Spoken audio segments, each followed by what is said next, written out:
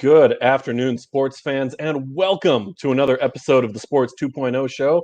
My name is Dan Bradley, thrilled to be joined as always by Erik Neff, here to talk some NHL hockey action this afternoon. We have had an absolutely incredible playoff so far. There have been upsets, there have been surprising comebacks. It's just been a blast so far. Erik, first off, how are you doing today? And then let's talk some playoff hockey. Man, I'm doing great. We're an hour from puck drop right now on the conference finals. I'm pumped to see this action. This has been one of the oddest but funnest playoffs that in recent memory. Of course, as a Blues fan, I've got to go back to 2019 as you know, the funnest that I've seen. But as far as just some things we did not expect to see in this playoffs, some teams playing way above what we at the level that we thought they'd play at, a few teams playing below the level we thought they'd play at, a few surprises. It's been a lot of fun, man. We've had a lot of fun this year in the playoffs. I think we look at some of the miraculous runs to the semifinals, like what we've seen with Montreal, a battle of a series back and forth with Tampa Bay and Carolina, the Islanders finishing fourth in the East, and now they're through to the finals. The Vegas Golden Knights tie Colorado at the top of the standings in the regular season, go head-to-head with Colorado and rattle off 4 straight wins to get there. So I want to start by asking Erik, what is to you the biggest surprise of the playoffs so far? I would say I'm going to be honest. I thought Vegas was done there for a second. Boy, it sure looked like it. I thought they were done. I was like, I don't think they can put enough games together in a row to make this comeback. And you know how loaded that Avs team is. They are deep. Mm-hmm. And Vegas is great as well. They're a fairly deep team here in the playoffs. But to me, that has been the biggest surprise. I really thought Colorado was going to roll after seeing those first 2 games. And then I saw the third game. And then the fourth game. And the fourth game is game 4 is really when I started, okay, is Vegas going to lose again? Are they just going to – and of course they didn't. They just took off. So I think that's been the biggest surprise for me. The biggest disappointment was of course my Blues going home so early. It was so sad, but they deserved it. They did not play well at all. It was basically Jordan Binnington versus the world in that series. So I've seen a lot of Binnington hate. For those issuing the Binnington hate, please watch more hockey because I feel like you missed what happened in that series. You can't save 50 pucks a game coming at your chest. So yeah. We had no defense. We were terrible in the zone, couldn't keep it in the zone. So, but really looking forward to this series with Vegas after they just roll out of that Colorado series. Can they keep this going? Can they keep this going and march straight through to the Cup? It's going to be very interesting to see. What do you think, Dan? What's been your biggest surprise thus far? I don't know. I definitely agree that seeing Colorado just get shut down. They scored 20 goals in 4 games against the Blues in the opening round. And, I mean, you can look at the injuries to the Blues. That was a team that was not ready for the playoffs, happy to get there. But we kind of figured, picking Colorado in 5 might be generous to St. Louis. We kind of knew that going in. I think for me, 2 really big surprises. One was the Edmonton Oilers getting swept in the first round. Connor McDavid, Leon Draisaitl. You look at the season that those 2 guys had. McDavid, 100-plus points in 53 games. And he doesn't find the goal column until game 3 of that series. Winnipeg just finding a way to shut down Edmonton's scoring. But then to turn around in the next series and they can't get by Montreal, who Montreal doesn't have a McDavid or a Draisaitl. You can pick the 3rd or 4th scoring guys on Edmonton, forwards or defense, and Montreal doesn't have that. Montreal is just playing such a good team-focused game right now. And they were dead in the water. They were done. They were down 3-1 to Toronto. Heading back to Toronto for game 5, it was 3-1. And then Montreal hasn't trailed since then. Yeah, that's insane. They've tied or been ahead in every second of every game since then. They've had like 3 overtimes in that stretch, and they've still come out on top, winning 7 straight. It's amazing to me what Montreal is doing. still absolutely stunned that we have a second round with no Connor McDavid, no Leon Draisaitl, no Austin Matthews, Tavares, Nylander, Marner, no Alex Ovechkin in the Capitals, no Sidney Crosby, Malkin, and the Penguins. The NHL, with so much of its star power gone before the end of the first round. And then in the second round, you see Boston falls, and down goes Marchand and Pasternak, Tuukka Rask. Just the stars are kind of just dropping off. The Hurricanes, who they were my preseason pick to win the Cup, a couple tough injuries, Niederreiter, Trocheck.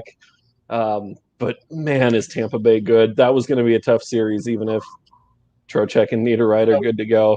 So good. And I think go ahead.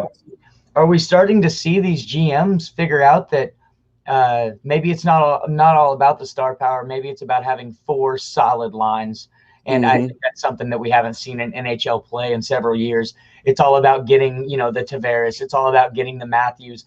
And now you're starting to see these GMs just put up 4 solid lines, as the Habs are doing right now, and they're able to win these hockey games. And it's fantastic to see, especially in the playoffs.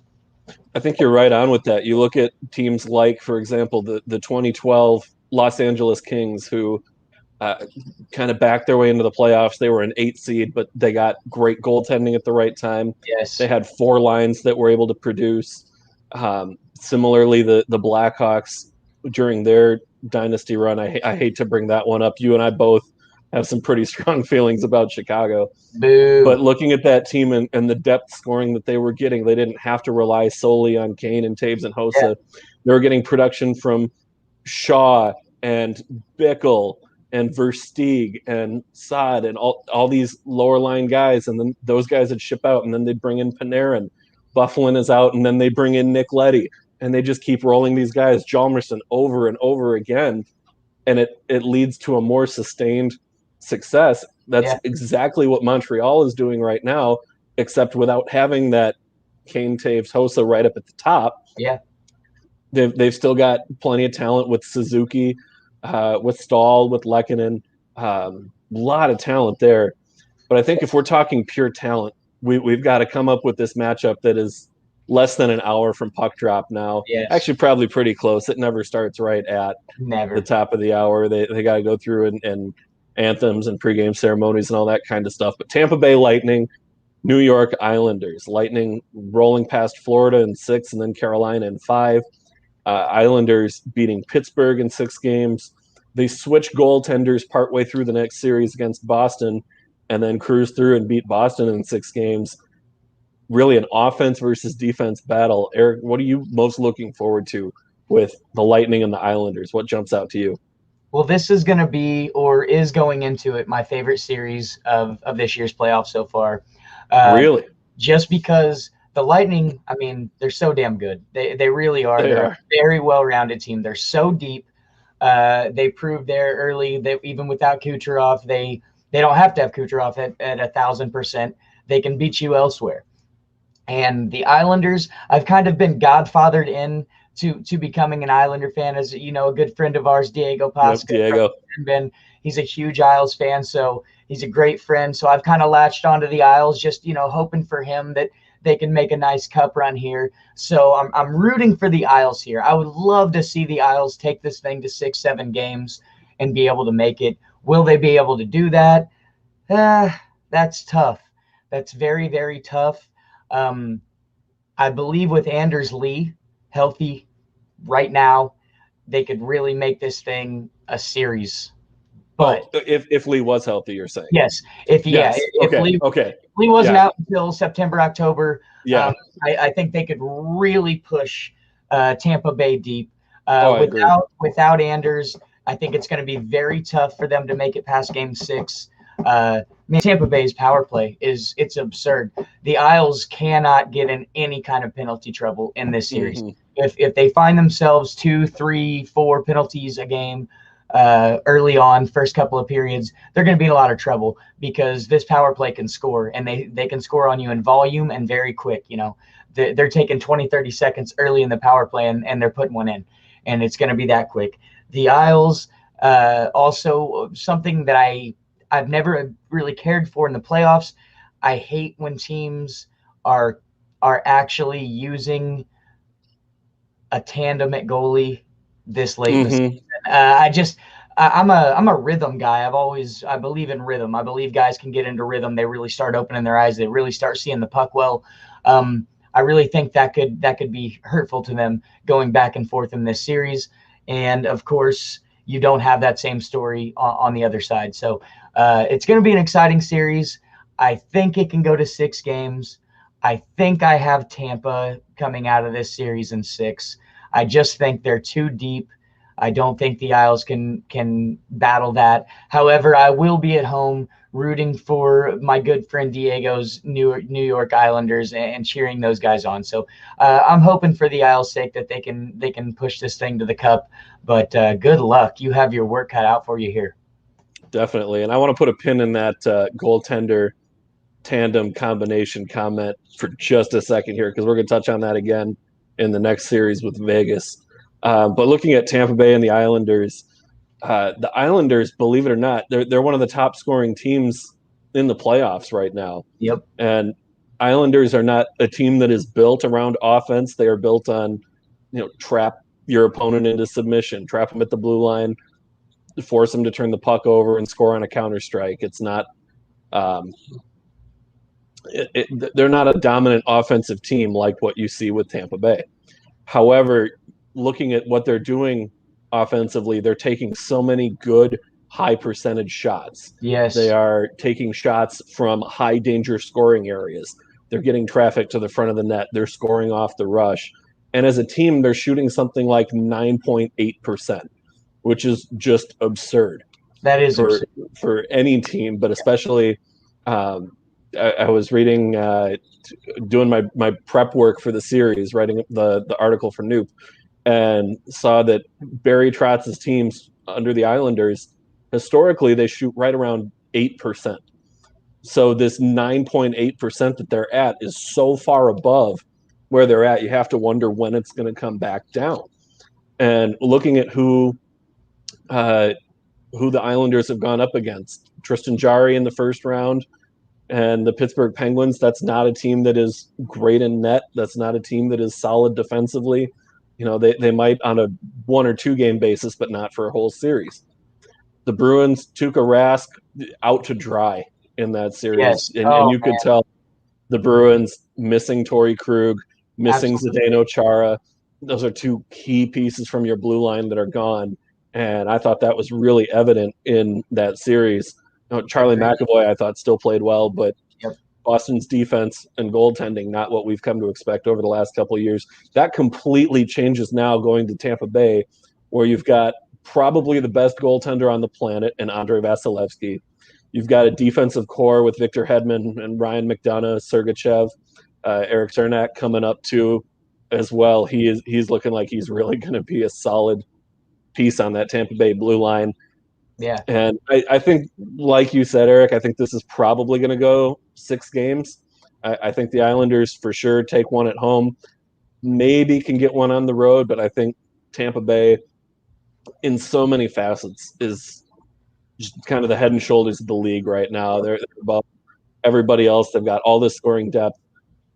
And as you touched on with the goaltending, Ilya Sorokin 4-0 in the first round. He loses 1 game and you give him the hook.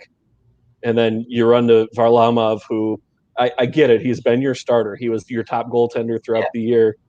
7 regular season shutouts, led the league. I get all that.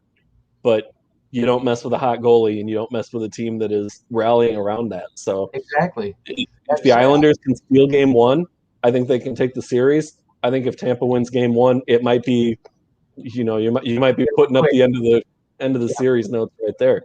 One thing I did notice about the Islanders throughout this playoffs, one thing that they are phenomenal at is when they are in their zone, man, this team can pass. They have goodness, yes. They move the puck so well, and as you said, they're getting some cupcake shots on goal.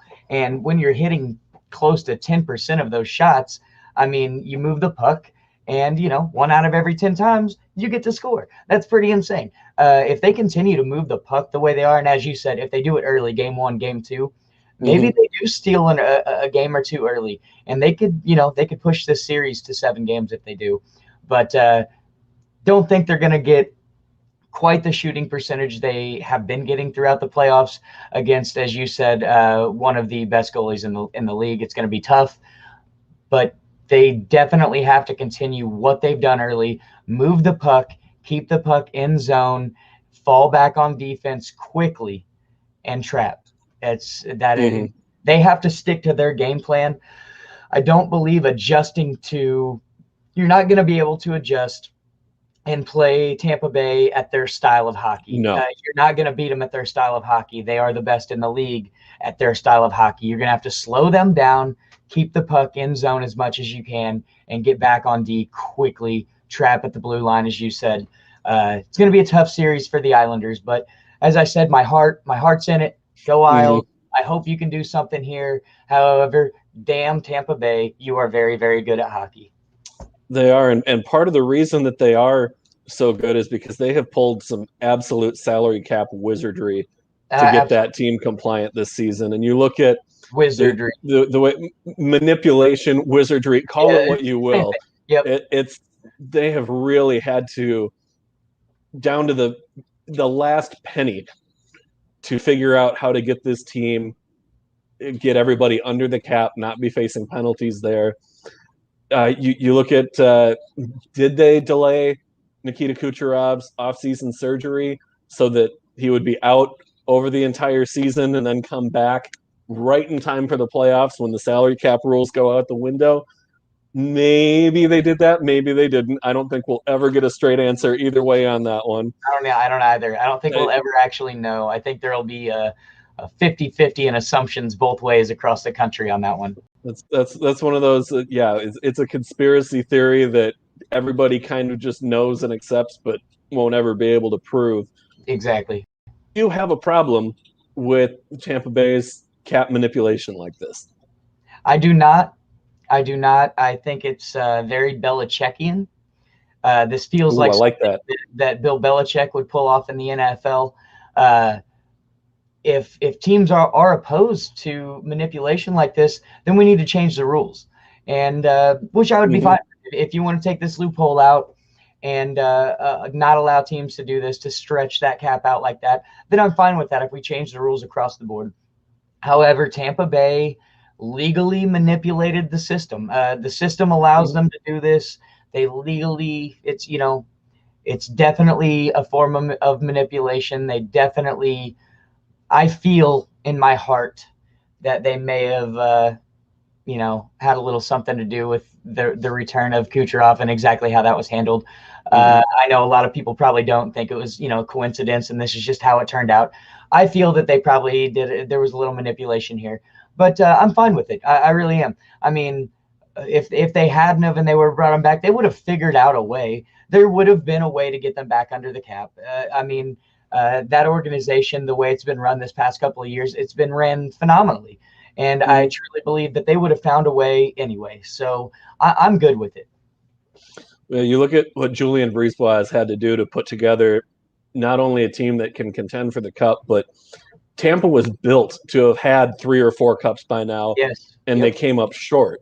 So now we're seeing kind of at the tail end of that what they thought would be the end of a dynasty where they had maybe 3 or 4 cups under their belts by now. But at the same time, you look at things, and I absolutely love this, what they did at the trade deadline, where they wanted to get some extra depth for their blue line. So they go to Columbus, and they say, hey, we want to go get David Savard. He's an upcoming free agent. We think we can make this move work, but we're going to need to get a third team involved and retain some salary. And Columbus was on board with that. They got Columbus to retain 50%, then Detroit to retain another 25%. So Tampa Bay's actual cap hit on Savard is like $1.2 million out of his $5 million deal. Yeah. So they fit under the cap. I think that's something we're going to see a lot of this offseason. You've got the flat salary cap coming up. You've got the expansion draft with the Seattle Kraken coming into the league coming up. I'm going to have a ton of content on that coming up over the next few weeks here too. figuring out who gets protected where, what that roster might look like. But I think we're going to see a lot of moves in Tampa Bay, as they've done on and off the ice, kind of setting the mold for the rest of the league there. I agree.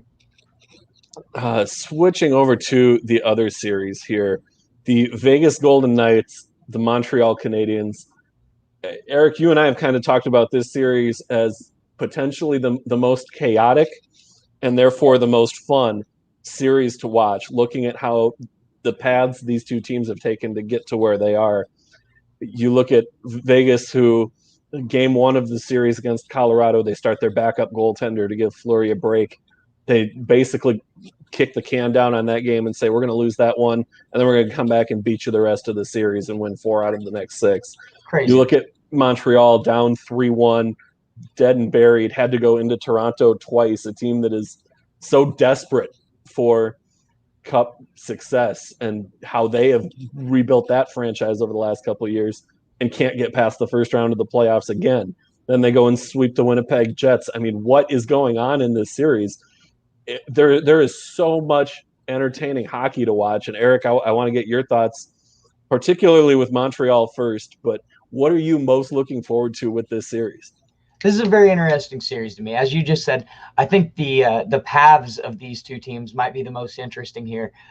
You've got, I mean, the Avs were just all over Vegas early in that series. We thought they were just going to smoke right through them. Vegas comes back playing some of the best hockey in the playoffs, and they just blow right through the end of that series. The Canadiens, they had to face McDavid and Matthews in back-to-back series. That's tough. You know, you're facing 2 of the top 5 players in the league in back-to-back series. That's tough. They had to do that to get here. This is very interesting to me. You've got a team here that is amazing on penalty kill in the Habs, number 1 in the playoffs, and you've got by a long shot. Yeah, by a long shot. And then you've got the Knights, who are kind of middling on special teams. However, I believe this series comes down to Fleury versus Price. I feel like this could be a few years back now. It's all about Fleury versus Price. They're both playing amazing in the playoffs. They're both just rolling right now. They're seeing the puck, and I believe that that's what it's going to come down to here, special teams and goaltending. That being said, the team I take in this series may be a little surprising because the other team is very hot. But I may. Are you going Montreal? I may step way out on that limb and take that number 1. He's going to do it. I'm going to take the Habs here. Yes. And, I want to see the best power play team versus the best penalty kill team in the Stanley Cup playoffs. We've seen it before, but it's always exciting. I love special teams. I love watching the power play. So let's see it. Let's see the best power play team in the game make it to the Stanley Cup, and let's see the best penalty kill in the game currently make it to the Stanley Cup, and let's see them face off. And also, I have always had a special place in my heart for Habs fans. They just seem to always get unlucky at the wrong times, whether it be due to injuries or just coming up short in the playoffs early. I've always just held a special place. I've always felt like they're the overlooked Canadian team, that the others get a little more love than them. And I am a Maple Leafs hater right here through and through. I hate them. And Winnipeg, I don't hate Winnipeg, but they're in the Blues division, so I can't like them. So I've always just they've always been my Canadian team. The Habs have always been the Canadian team that I root for. So I'm going to root for them here.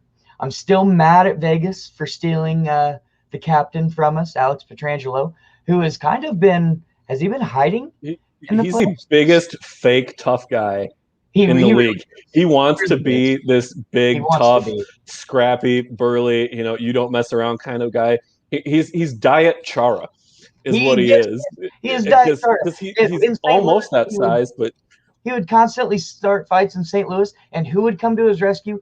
Braden Shin. Always Shin. Yep. Shin would come out of nowhere and clock somebody to keep him off of AP. So he kind of is. He kind of went to that Ryan Reeves school of mouthing, but he forgot to attend the class on fighting afterwards. So he kind of backs off. He seemed to he's been a little quiet here in these playoffs, and while I hate seeing it out of my former captain, he was one of my favorite players for a long time. Mm-hmm. I kind of love seeing it. I'm not gonna lie, it's kind of nice. I feel like we, maybe didn't make the greatest move letting him go, but I love Justin Falk in St. Louis. I'm very happy with Falk. I'm a Falketeer. I'll take Falk. I'll take Falk over Pietrangelo, I think, any day of the week now. Well, I think more so because of the contract too, that with Pietrangelo and what that might do down the road, that definitely kind of tips the scales there a little bit in the Falk Pietrangelo conversation. I think for me, and you touched on Ryan Reeves a minute ago, I think Reeves should have been thrown out of the entirety of that Vegas Colorado series, kneeling on the guy's face, ripping out a chunk of his hair, and he only got 2 games for that, while Kadri got 8 for. I mean, and don't get me wrong, Kadri absolutely deserved a suspension for that hit. I agree. This is like the 3rd or 4th year in a row where he was suspended at the end of the first round. And I believe that Kadri hit, that was on Falk too, wasn't it? Just to kind of bring it full circle there. But Vegas is playing really, really good hockey right now.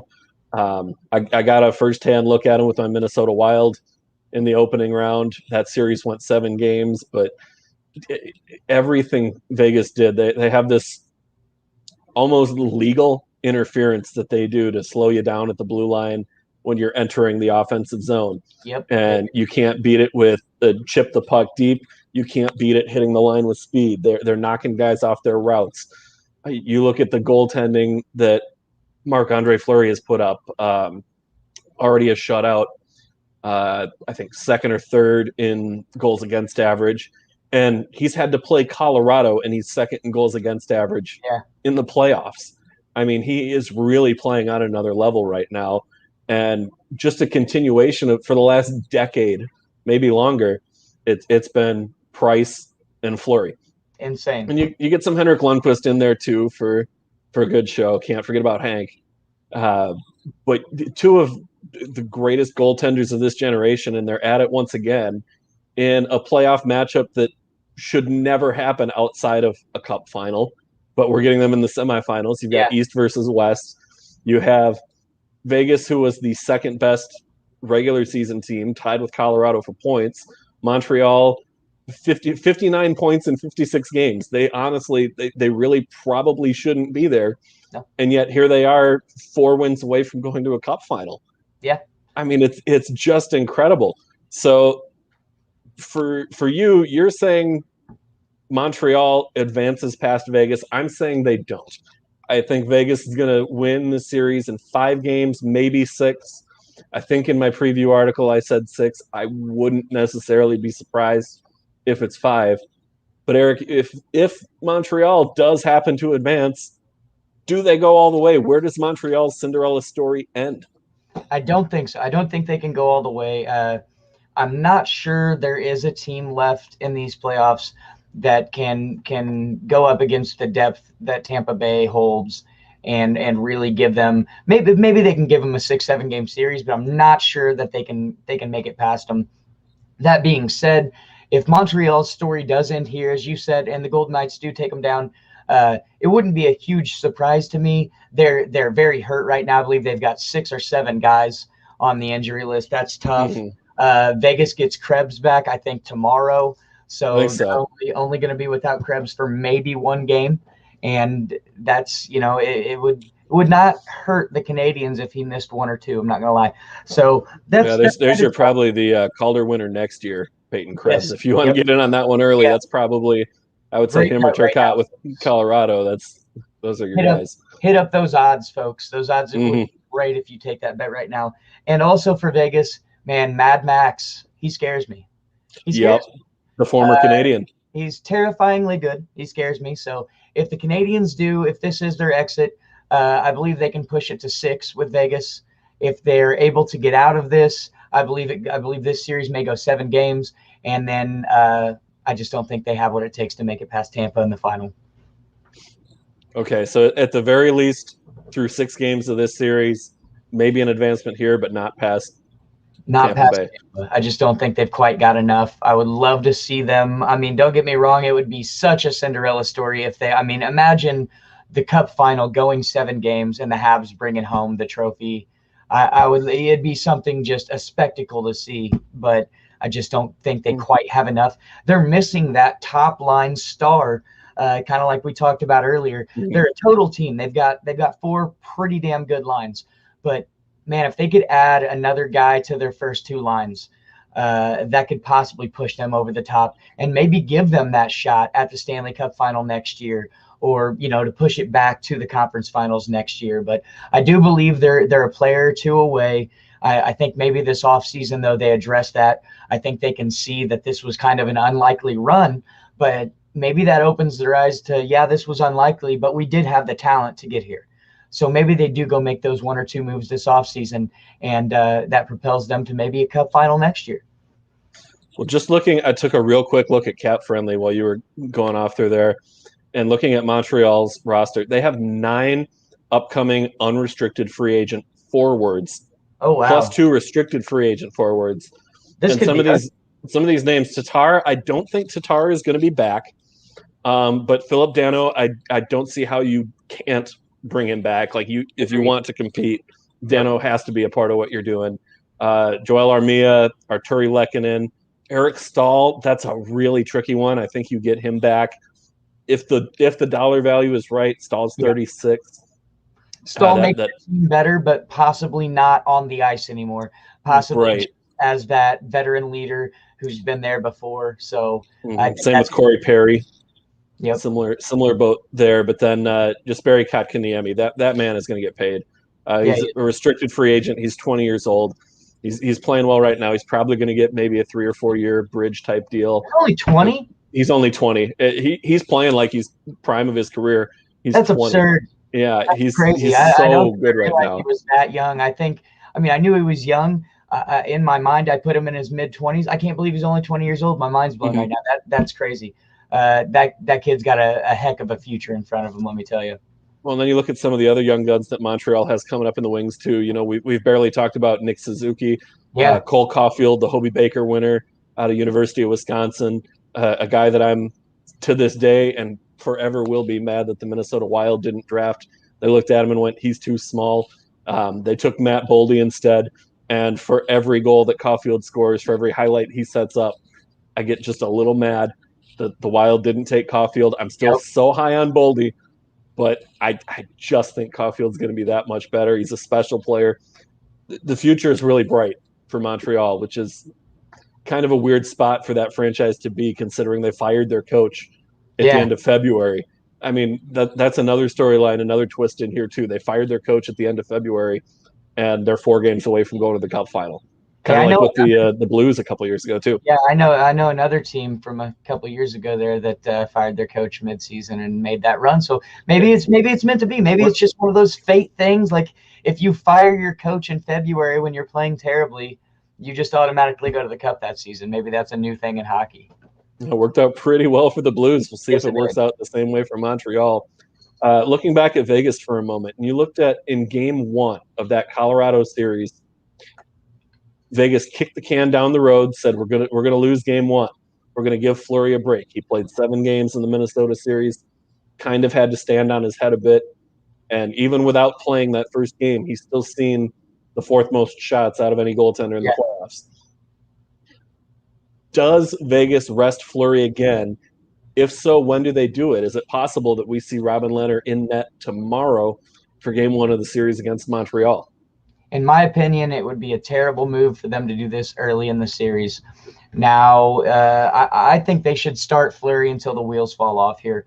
But, if you get into Game 2 and Game 3 and you can see that he needs some rest, he allows 4 or 5 to get in, and you can just see his reaction time's a little slow or something, sure, give him a game if he needs it. However, I would not hand the Habs Game 1. That's the way they've rolled so far. And it's always the Cinderella story, guys. The teams you don't think are going to be there, those to me are the scariest teams in the playoffs rather than the super talented guys. So I don't think Vegas should rest them early. I don't think you should see them sit Game 1 or Game 2.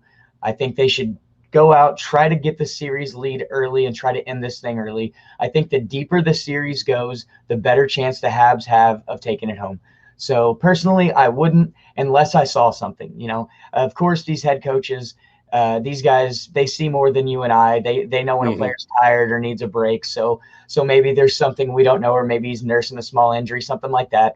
If there's something we don't know, sure. But if you don't have to, I certainly wouldn't rest him early in this series. I agree, and I think the other factor that played in as an advantage for Vegas in the second round was Colorado had home ice in that series. Now Vegas has home ice, and when you have that home ice advantage, you can't give away a game like what Vegas did. In that second round. You can understand, okay, if we're going into Colorado, that's already going to be a tough place to win. That might be one where we can get away with it, win our 3 at home, and then all we got to do is win 1 on the road. If Vegas squanders that advantage and hands things back to Montreal, they almost have to win 2 in Montreal to really, anchor down that, this is what we're going to do here. You basically you basically give away home ice if you drop that first game. In my opinion, you basically just gave away your home ice advantage. So I really couldn't see them benching him game 1 again, especially after what they just saw happen in Colorado. I know they still won that series, but surely they don't make that mistake twice. Yeah, I think if we see Robin Lehner in the series, I think the only way that we see it is if the series is 3-0 Vegas, game 4 in Montreal. That might be the one where you put Lehner out there to give Fleury a break. I think that's about it. Otherwise, you have to play Fleury. He's the one who got you here. I get that they rolled the dice and went every other goaltender at the end of the season to spot. It's an incredible regular season strategy, and with somebody who is a little older like Fleury, I think is 36, 37 maybe, something like that, right around there anyway. It's a good strategy when you have 2 goaltenders you can lean on to do that, but it's got to be Fleury's net the rest of the way. Yep. So to close us out, hold on. Fun fact, guys. Oh, go ahead. If you guys want some great stats on these matchups, you guys are going to want to head over to noobsports.com. My man Dan here, he's got a couple of great predictions up that I even stole a few stats from. We've got the Habs have won 5 out of 6 against Vegas, which was something that I didn't know that you noted. 3 out of 5 in overtime, 3 out of 5 in OT, which is kind of interesting to me that they've been able to push them to OT so many times. So kind of some interesting stats that Dan's got going on. You guys are going to want to head to Noob Sports and check those out. Go ahead, Dan. I appreciate the plug there, Eric. Thanks for that. Last time that we did our Stanley Cup matchup predictions on this show, it didn't go great because I said Colorado and I said Carolina, and they both got eliminated in the second round, neither one making it to the semifinals, let alone to the Cup final. I said Edmonton was going to win their series in 5 or 6 games over Winnipeg. They got swept. I said Toronto in 5, and that might be generous to Montreal. And here's Montreal going all the way through. Yeah. So by the logic, our predictions made sense. Yeah, I agree. But then when it comes to what's actually on the ice, anything can happen. The Habs laughed at our predictions. The Habs laughed all the way through our predictions and called us idiots the whole time. I'm quite certain of it. Quite certain that the Habs watched the 2.0 show and are doing this just to spite us, Dan.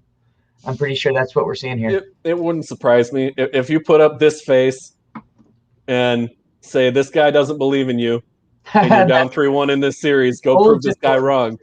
Yep. I would be willing to bet that Montreal would get a laugh out of that and take to that and be like, yeah, you know what, we can. You know, who cares about this guy? So Henry Wilt, Wild fan, whatever. He's a Wild fan. He doesn't know Montreal. I sure study Montreal a lot and do what I can. But apparently we know nothing about them, as you know. Apparently not. I would have tended to agree with our early predictions, though.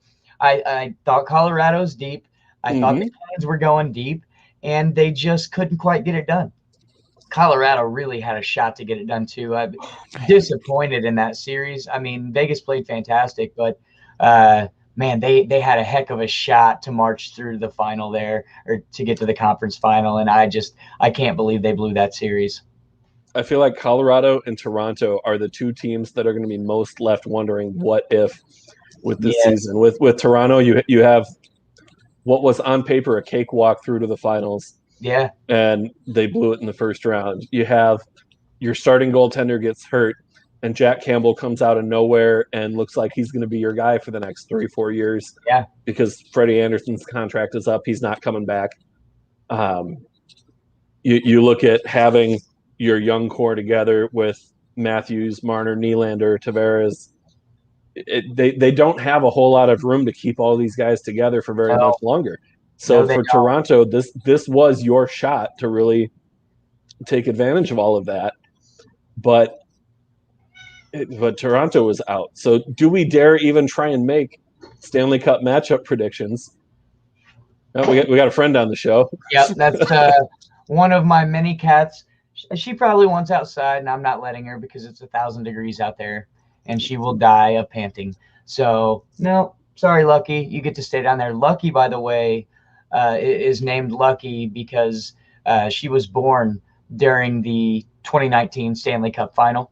Oh, awesome. So that is why we called her Lucky. I've also got Vladdy. And then Yachty. Yachty was a little, of course, me in the St. Louis sports. But I would say that we're going to get to see here in this Stanley Cup this year's, I think, a really exciting matchup. And I think coming off the playoffs that were in the bubble, maybe something we didn't expect. I mean, just the Habs being here where they're at now, I don't think anybody could have predicted that. You had a great first line in your article that said if you would have told me you predicted the Habs to be in the conference finals, I would call you a liar. And if you showed me your bracket, I would tell you it's photoshopped. Yep. And that is exactly right. I would be that's exactly how I feel about it. Yeah, and that's very true. So, but either way, I think no matter who makes this Stanley Cup, we're going to get to see an awesome matchup. I think a matchup that goes 6 or 7 games. However, I think a matchup that is won by the Lightning. I know, huge surprise there. I can't get over their team. They're very exciting to watch. Their offense is ridiculous. They get back on D. They trap. They can goaltend. They're just not weak anywhere. I mean, I guess you could say maybe their defensive men are the weakest part of the team, and maybe their bottom pairing. But you look at Hedman and Sergachev, McDonough; those guys carry the water for sure. Yeah, and that's the weakest part of your team. Like that's I would say most teams in the NHL would hope and pray that that's the weakest part of their team. So I just think the Lightning overall are too deep. I think it comes down to the Habs and Lightning here because of special teams. As I said, I think special teams plays a huge role in both of these conference finals. You've got the best penalty kill team and currently in the playoffs. You've got the best power play team in the playoffs. I'd love to see those two teams square off, get some Tampa Bay versus Montreal action. However, I'm going to go Tampa Bay in 6 games here for the final. I'm going to go ahead and say it this way. I think the winner of the Tampa Bay-New York series will win the Cup. Nice. I think between those two teams, if the Islanders can get it done defensively to slow Tampa Bay down and still maintain that high of a shooting percentage that they've had so far, if they can keep pace with Tampa Bay, they can keep pace with anybody. Yes, they can. If they can defend Tampa Bay, they can defend anybody. And that's not to discredit Vegas. That's not to discredit Montreal. I just think if you can slow down Tampa Bay, and I think the Islanders have the best shot to do it, that's going to be your Stanley Cup champion. It's going to be decided in this round in that series. I do think Tampa Bay is going to come out on top. I think it will be close. I am expecting a lot of 1-goal games. I think Tampa probably wins that one in 6. I think our Cup final is going to be Tampa Bay and Vegas. And I think for the second time in as many years, Tampa Bay is going to be Cup champions. They'll be the second team to repeat as Cup champs in the cap era. And they will have done it with an even more difficult cap situation to try and figure out than what the Penguins did in 16-17 when they were winning theirs back-to-back. I think it's going to be a fun series either way. And with about 15 minutes to go here until puck drop, we'll give everybody a chance to get in front of the TVs for that one. Get the game on. Grab you a nice cold grab beverage. A drink. Yep, that's nice right. tall glass of water where you're at, 90-something degrees, and you were out doing yard work. You've got to get the ice water in before you can have a frosty beer, or you don't want to get dehydrated. So you got to get that ice water in first. But man, I'm pumped that we were able to talk this long, because now I don't have to wait very long for puck drop. Just get set up on the couch now and strap in for some playoff hockey, man. Absolutely. Sports 2.0 Network, that's what we do. We get you ready for the game, and sometimes even right up until puck drop. We've got you covered. That's right. All right. Well, Erik, I want to thank you for joining us on the show today. You can find Erik's content and all of the Sports 2.0 Network content at noobsports.com, sports2.0network.com. We have some exciting news to share. Our YouTube channel just hit 100 subscribers. In fact, as of earlier today, about 11 o'clock this morning, when we checked, we were at 144. Thank you to all of you who have followed us on YouTube so far. If you still haven't subscribed to the YouTube channel, youtube.com/sports2.0network. 144 followers so far. We'd love to get to 150 by the end of the day. So want to thank everyone who has joined so far. And if not, what are you waiting for? We've got a ton of great content, including coming up later tonight. We've got the Put the Kids to Bed show live with Rodney and Tim. That show comes up at 10 p.m. Eastern. It is all of the takes that you want to hear throughout the day, unfiltered. They'll have a beer in each hand while they're doing the show. No stats, just two guys talking sports. It's a fantastic program. I've tuned in a couple times. They do a great job. You are really going to enjoy that. Put the Kids to Bed live with Rodney and Tim at 10 o'clock tonight. That does it for today's show. I want to thank you all for joining us. Again, you can find us on Sports 2.0 Network, Facebook, Twitter, YouTube, and as well on Spotify and on iTunes. Once again, thanks for joining us, everybody. I'm Dan Bradley. Enjoy the rest of your day.